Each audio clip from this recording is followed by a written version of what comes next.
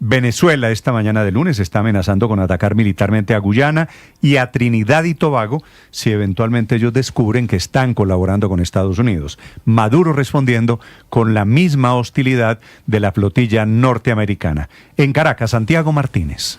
Sí, Néstor, buen día. El gobierno de Nicolás Maduro está listo para responder, lo dice, estar listo para responderle a Trinidad y a Guyana si desde esos países se lanza un ataque contra Venezuela, una respuesta que ya el gobierno adelanta, se consideraría una legítima defensa. Y es que conforme pasan los días y la semana, pues crece el tono y el discurso desde el chavismo y sus distintos voceros por esta presión militar internacional liderada por Estados Unidos allí en el Mar Caribe y que estaría, según Venezuela, siendo apoyada activamente por países como Trinidad y Tobago y Guyana. La primera en referirse a estos países fue la vicepresidenta Delcy Rodríguez. El gobierno de Trinidad y Tobago, el gobierno de Guyana, tómenlo con calma, no se atrevan y no se les ocurra, se están prestando para los planes perversos de una agresión contra el pueblo de Bolívar.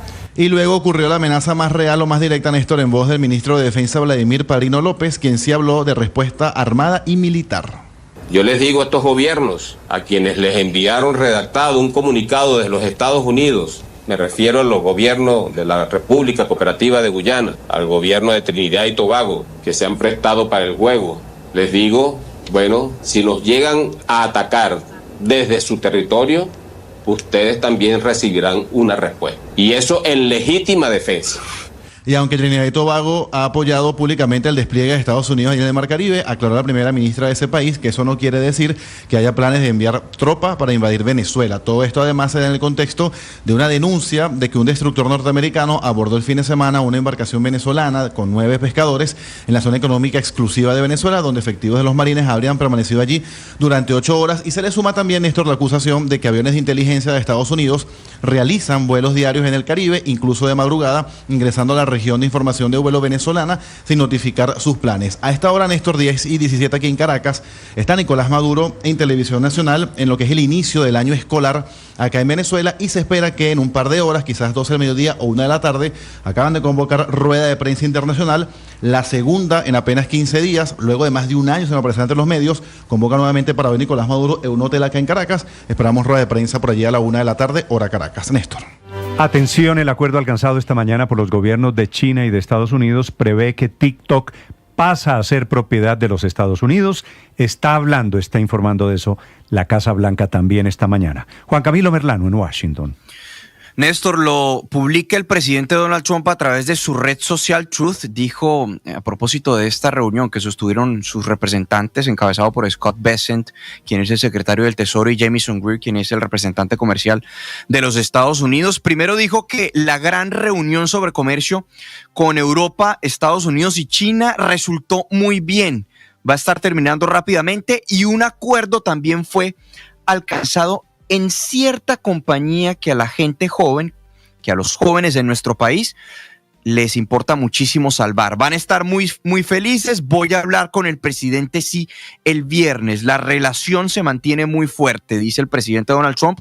Esa cierta compañía a la que se refiere naturalmente es la red social TikTok, que recordemos, en 2 días se vence lo que fue la extensión que le había dado el presidente Donald Trump para que pueda seguir operando esta compañía en Estados Unidos.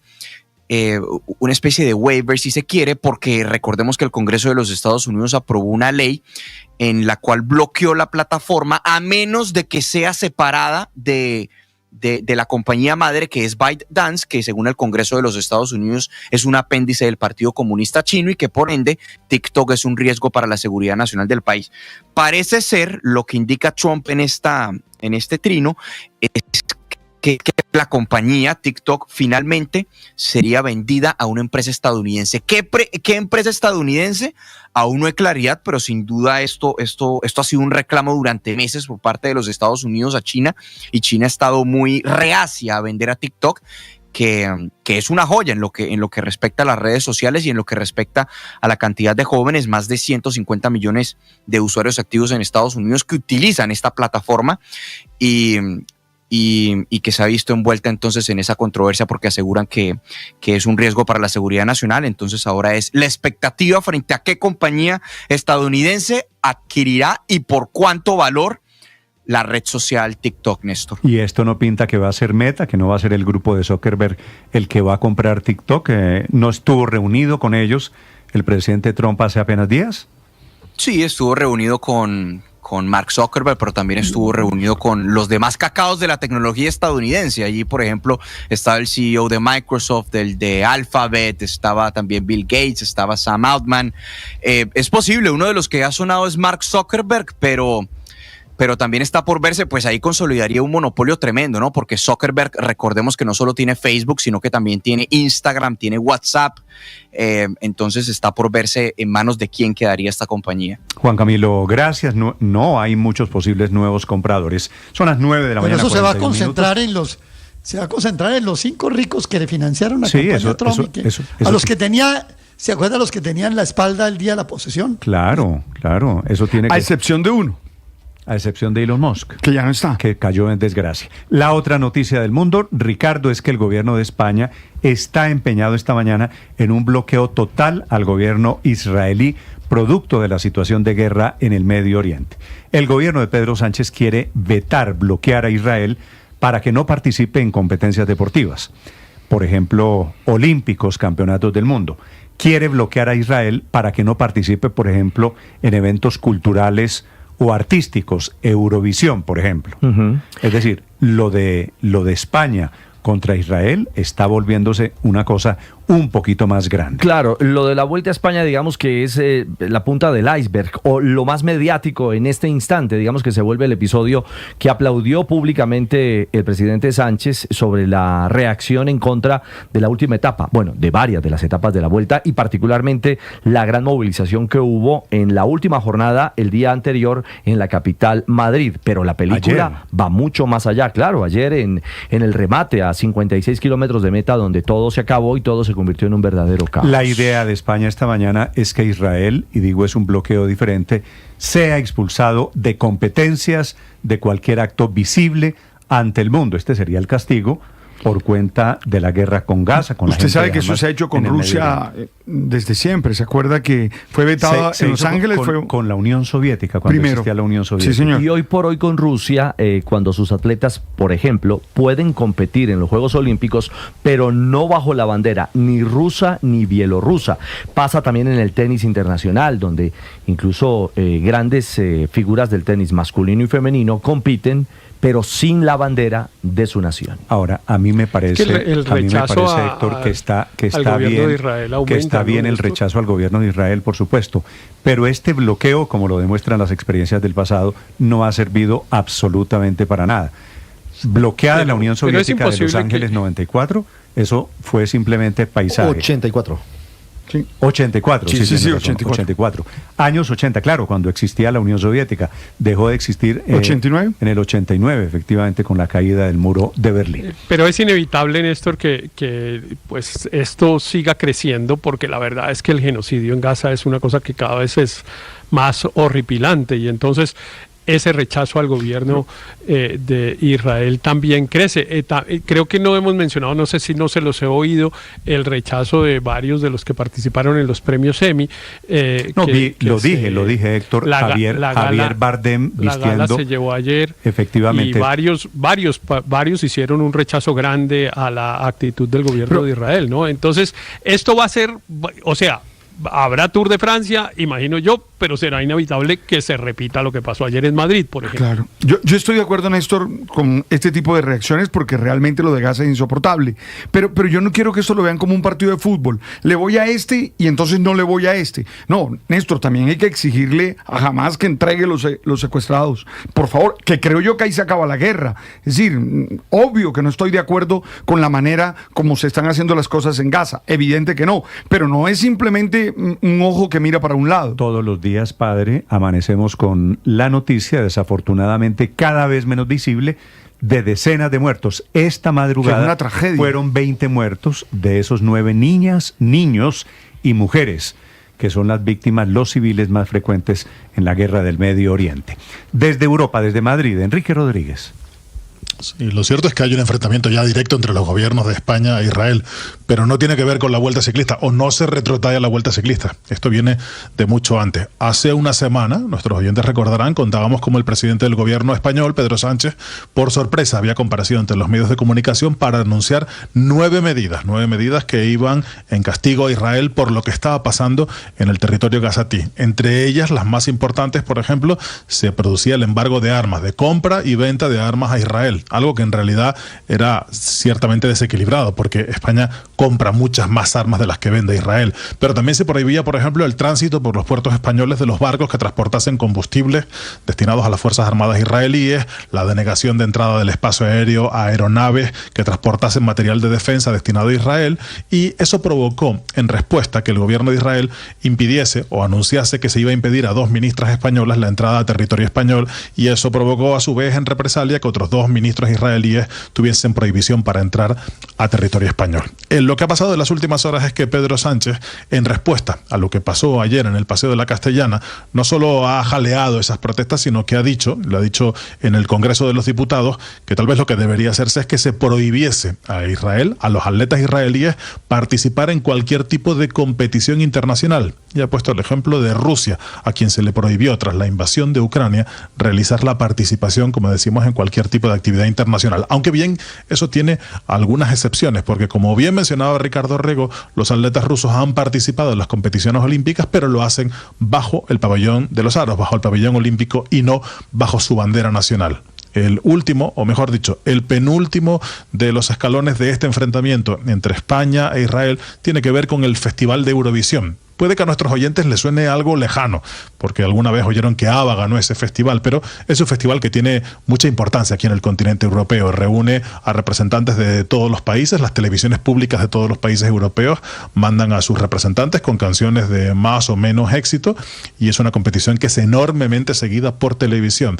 Israel es uno de los países invitados, y hoy el Consejo de Radiotelevisión Española, mejor dicho, se va a plantear al Consejo de la Radiotelevisión Pública Española una decisión. Si Israel participa en ese festival, España estaría dispuesto a retirarse del festival, porque no parece tan probable, no parece tener la fuerza suficiente como para lograr que Israel sea expulsada. Pero en todo caso, esta escalada continúa. El ministro de Defensa israelí ha vuelto a tachar a Pedro Sánchez de antisemita, es el epíteto que más le ha dirigido en las últimas fechas, y esta escalada, como digo, no parece tener fin por el momento, Néstor. ¿Podría ser que Israel termine sin cupo al Mundial? ¿Usted se imagina Israel en el Mundial del año entrante? Lo que pasa, Néstor, mire... Pero, Néstor, donde aparezca una bandera israelí hoy en día va a ser motivo de controversia y de bloqueos. La eliminatoria al Mundial, y Enrique me corregirá, en Europa está en pleno desarrollo. Italia enfrentó a Israel. Fue un partido emocionante. Al final ganó Italia de manera dramática en tiempo extra 5-4. Si ese partido lo hubiese ganado Israel, estaría en la puja con Noruega directamente por el cupo a la Copa del Mundo. Pero Israel todavía puede obtener un cupo al Mundial del año Sí, porque entrante. podría ir al repechaje europeo. En este momento la zona la lidera Noruega, el equipo de Haaland, el goleador del City, con 15 puntos. Y están italianos e israelíes con 9 unidades en esa posibilidad de llegar a la segunda plaza, que abriría una luz al repechaje mundial. Ahora, me hago una pregunta, Enrique. Claro, yo estoy de acuerdo en que el señor Netanyahu es un criminal, la manera como está masacrando niñas y civiles en Gaza, estoy totalmente de acuerdo. ¿Y el señor Putin no es igual? ¿Y por qué una vara diferente para medir a Rusia? ¿O la guerra en otros países? ¿Por qué? Digo, me pregunto aquí en silencio, ¿por qué solamente estamos viendo a Israel y no los otros muchos crímenes de guerra que están sucediendo en el mundo? Yo tengo 2 preguntas. ¿Por qué, siendo lo que está pasando en Gaza una gran tragedia, por qué, por ejemplo, algunos mandatarios, pongan ustedes el nombre que quieran, están muy preocupados con lo que pasa allí, pero por ejemplo cuando Putin lanza sus drones sobre Polonia, es verdad que no hay víctimas mortales, pero es una amenaza de un conflicto armado muy serio, no dicen absolutamente nada? Y tengo una segunda pregunta, con un poco de maledicencia. A ver. Imaginen que Israel se clasifique para el Mundial. España casi lo tiene hecho, es casi seguro que se va a clasificar. ¿Ustedes creen que el gobierno español estaría dispuesto a decirle a la selección española no vaya al Mundial porque va a Israel? ¿Ustedes creen que eso un gobierno español podría hacer eso? Yo creo que no. Agréguele una tercera Pues pregunta, no, porque sería Enrique. impopular, pero... ¿Qué pasaría en un partido España-Israel en el Mundial del año entrante? Que es probable, ¿no? Podría suceder. Fíjate que, Néstor, yo creo que no pasaría gran cosa, me da la sensación a mí. Me parece que esto es un conflicto que está más en asuntos políticos y menos en la ciudadanía, diría yo. Sí. Dígale eso a los que salieron a protestar ayer, que terminaron enfrentados con la policía, los gases lacrimógenos. Pero Néstor, la dimensión de la crueldad en Gaza no se compara con ninguna. Yo estoy de acuerdo que el señor Putin es un ser despreciable igual y ha cometido crímenes de guerra, invadió injustificadamente Ucrania y todo lo que usted quiera. Pero lo que ha ocurrido en Ucrania no se compara, pero ni de lejos, con lo que ocurre en Gaza. Es que realmente yo creo que esta es la mayor crueldad de la historia contemporánea, es la que ha cometido el gobierno de Israel en Gaza.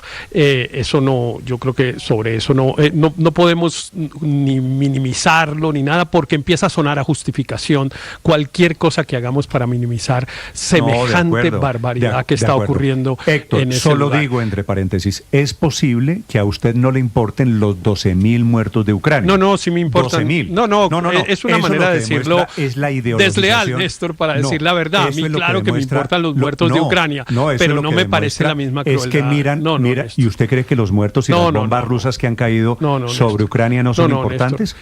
Claro que son importantes. Claro que son importantes. ¿Por qué le importan más los muertos del Medio Oriente? No, es que no importan más. No importan más. Claro que importan. Y no es leal la conversación decir a usted no le importan los 12.000 muertos. Claro que me importan. Y obviamente rechazo y preferiría que no ocurriera. Se compara con lo de Gaza. Pero no se compara con lo de Gaza. Por eso, esos 12.000 muertos son diferentes. No, esos 12.000 muertos murieron chupando bombón. No son diferentes, pero la crueldad es distinta. En Ucrania hay evidentemente una invasión que genera una guerra, y la guerra, pues desgraciadamente en el universo ocurre y tiene unas reglas. En el caso de Israel en Gaza no ha habido la aceptación ni de la más mínima regla humanitaria para la actuación de Israel. Los 12.000 muertos en Ucrania también son civiles. Digo, exactamente esa es la posición, Felipe, que me cuesta trabajo entender. Es cierto, lo del señor Netanyahu es una absoluta vergüenza, totalmente despreciable. Y lo del señor Putin, es que esa es la cosa, que son muertos diferentes porque allá fue una invasión. En cambio, lo de Gaza también es una invasión. Así que... Claro, y los muertos del 23 de octubre en el ataque a Israel también son los mismos muertos, Néstor. Es que... y hubo colombianos. No es por justificar ni lo uno ni lo otro, faltaba más. Es lo que estoy diciendo. Pero es que no hay muertos buenos y muertos malos. Todos son unos muertos en unas guerras absurdas. Es lo que estoy diciendo, que deberíamos evaluarlo con el mismo termómetro.